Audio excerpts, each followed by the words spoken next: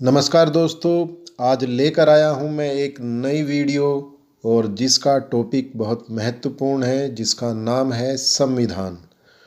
संविधान यह शब्द हम सभी ने सुना है, पर वास्तव में संविधान क्या है, संविधान क्या होता है, आज इसको जानेंगे।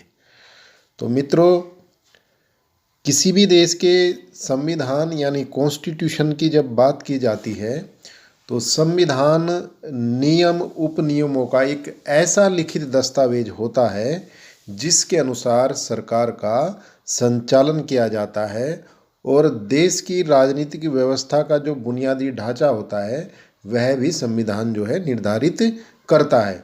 संविधान राज्य की जो विधायिका होती है, कार्यपालिका होती है और न्यायपालिका होती है, इनकी स्थापना और उनके जो दायित्व हैं उनका सीमांकन जो है वो संविधान द्वारा किया जाता है।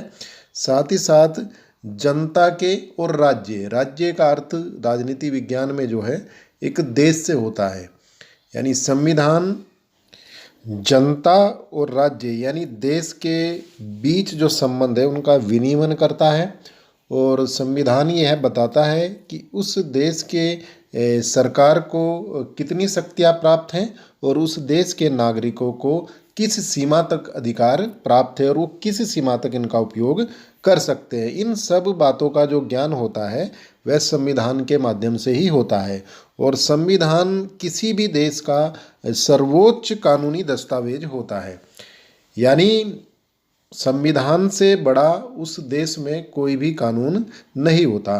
प्रत्येक संविधान जो होता है वो उस देश के आदर्शों, उद्देश्यों और मूल्यों का जो है दर्पण होता है।